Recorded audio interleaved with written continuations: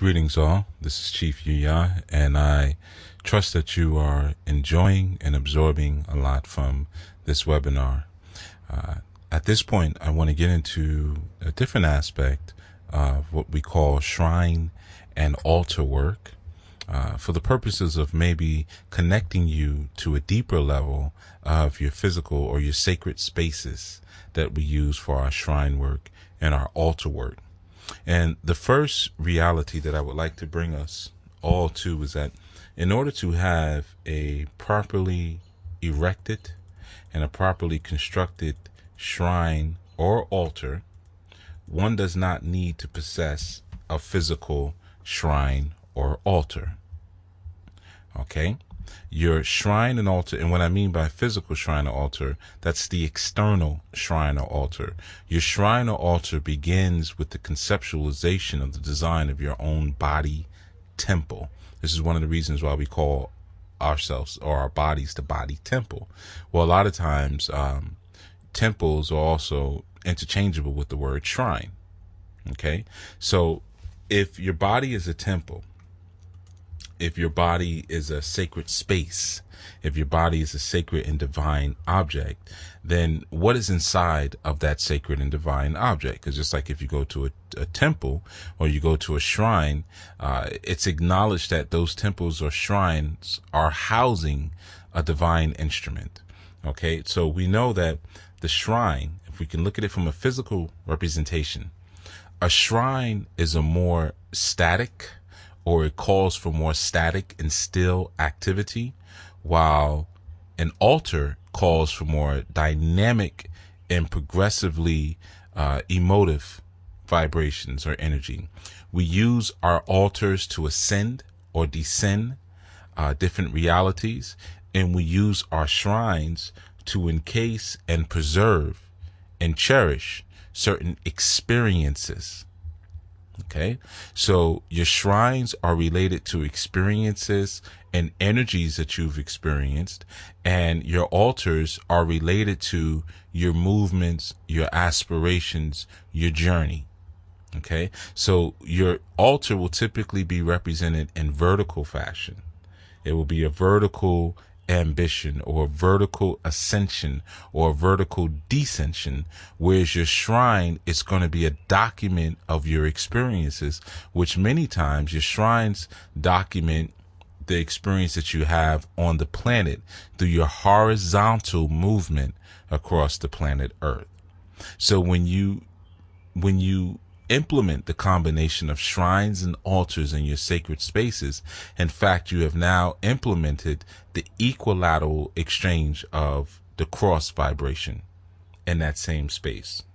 Your shrines are your center, and your altar is the ascension of your body. So we can look at it from a visual perspective.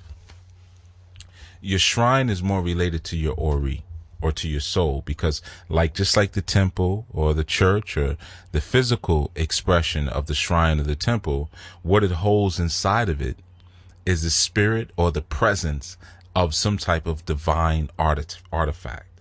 Well, the divine artifact that the shrine of your body contains inside of it is its soul.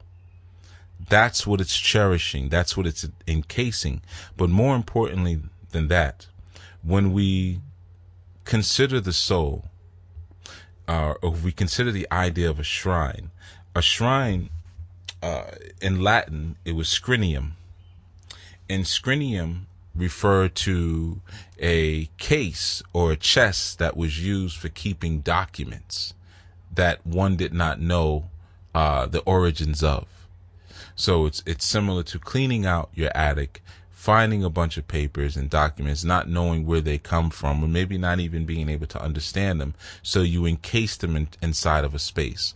Well, if we look at this from a logical perspective, why would someone take so much care to cherish or to make something sacred that they have very little to know and understanding of? Because the soul is that same type of entity, that unknown, unfathomable, and more importantly, indefinable energy. And we hold that indefinable energy as being very sacred. But we understand something that's really important, that the soul is like those papers of unknown origins, or those documents of unknown origin. The soul is an information collector. So the soul holds your record, it's just like DNA, how DNA holds information for future reproduction. The soul holds information from future reproduction. And what we do is we enshrine that soul inside of the casing of your personality / body. Okay. Now your altar begins at your feet and extends beyond your head. So the altar begins at your feet and extends behind your head. Now there's two significant realities to the bottom of your feet, and there's two significant realities to the top of your head. You cannot see either one of them. So what lies at the transformative bottom of your feet, at that chakra, is unknown to you. But you climb up from it. You climb up from the unknown abyss to an unknown infinity of the crown chakra, or the top of your head. Okay, that is your altar work. So in fact, your altar, the first altar you ever possessed, went from the soles of your feet to the crown of your head. That is your first altar. The first shrine that you ever possessed was your actual body temple. So these are the things that you want to keep in mind when you're building and you're creating your shrine and your altar space, so that way you can be kind of cognizant. You can create the relational points, or the relationship points, between your physical external space that you're creating and how your body movements actually can affect the movements on that actual shrine or altar space. In fact, one of the ways that you can prove and find evidence of your ability to connect with your shrine and altar space is your ability to be the physical representation of that shrine or altar space. So when you think about the fact that you may be erecting an altar, consider, is your posture, is your spine erect? Is your spine straight, knowing that your spine represents a ladder of sorts, climbing again from root chakra or base chakra, climbing to crown chakra? Is it possible to traverse those stair steps? If you were able to miniaturize yourself and you had to climb up your spine, how easiest would it be to climb? If your posture is crooked and hunched over and bent, it would call for a very difficult and hazardous climb, as opposed to if it was straight like a ladder. So these are things that you can think about when you're approaching your altar. And the same instance in your shrine. If we see that the body itself is the actual shrine, which holds in the document or information of the soul, then it's like we're constantly going through life protecting a librarian. You can see reference to this in the movie Soylent Green with Charlton Heston. But you find yourself that you're protecting this librarian. Okay, and this is why the halls of Ma'at, they weren't only just called the halls of judgment, but they were called the halls of archives, because the halls of Ma'at were synonymous with the body. Your body serves as a hall for the archival system of your soul. Your body is the shrine which enshrines your personal archive system. Your personal archival system is your soul. Okay? So the enshrinement of an experience or a concept can give you dominion over it. So that's why even in the physical representations of our shrines externally, we don't always have to necessarily just have things that are enshrined that we find enjoyable or that we aspire to. We can also enshrine experiences in our lives that we want to remove ourselves from, that we want to cut ourselves from. We can find a space to store them and take them outside of our body space, of our mental space. We can remove them from there and transplant them. This connects us to the vibration of the energy Oya. Oya, who is the great transplanter of power. Well, one of the reasons that Oya is synonymous with the graveyard, because it's an understanding that she's moving. We know from our basic physics that matter cannot be, or energy cannot be destroyed nor created, but can only be transmutated. It can only be changed from one state of the other. So we say Oya represents change, so therefore we see her most often. Her home is a cemetery. In our New Orleans Voodoo, we have Maman Brigitte, who is also the woman of the cemetery. She lives at the cemetery, representing that need for destruction and change before energy moves on to its next space.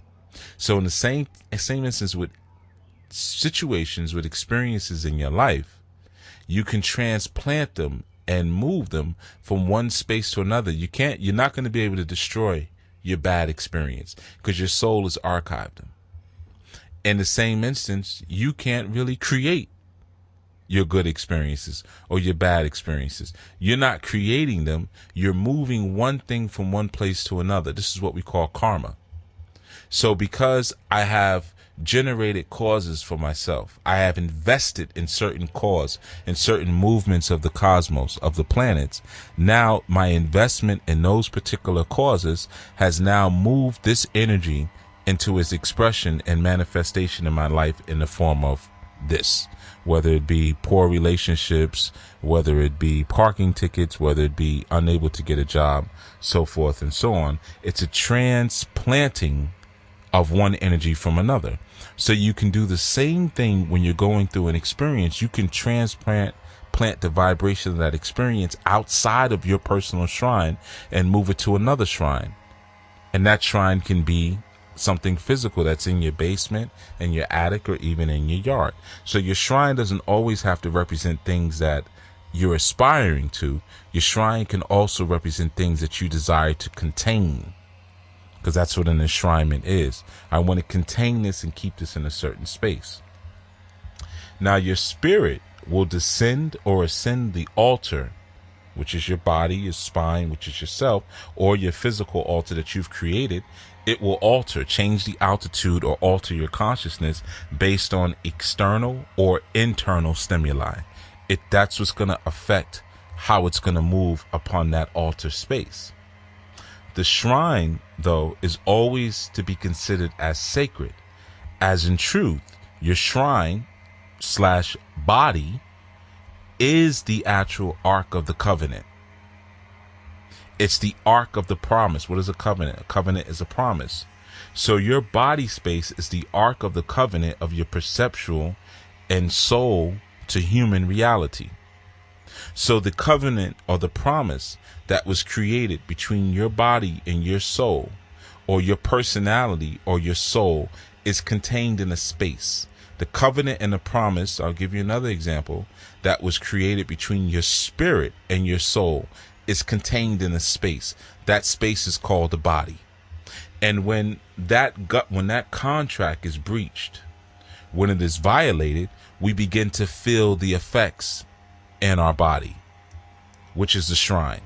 So in the same instance, when you approach your shrine space and you have invested in a level of cognitive dissonance, and you begin to break the agreements that exist in that shrine space.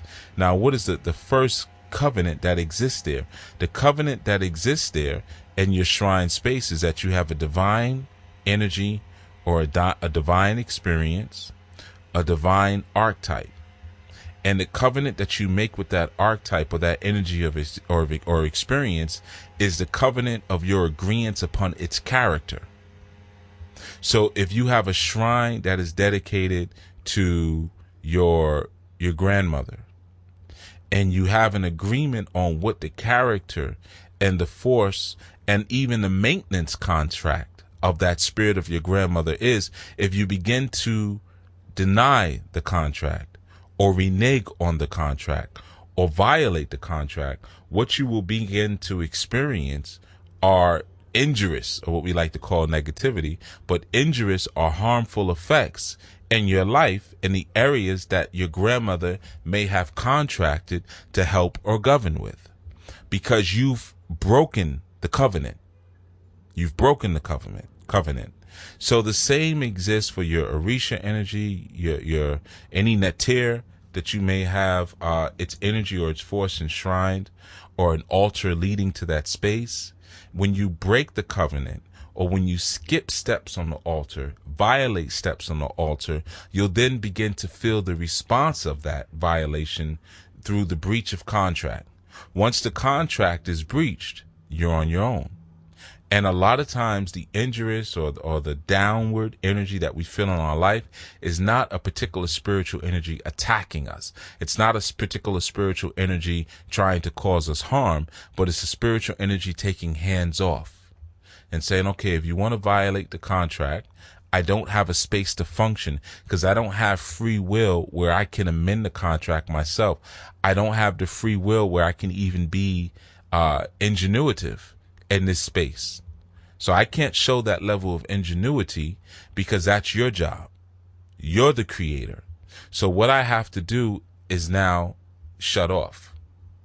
So if you have a contract with your car that if I put gas in you, you run, and you start putting gas in the car will stop running. And now, let's say if you have to push the car, you'll say, I have negative spirits on me. I have bad juju on me. It's not that.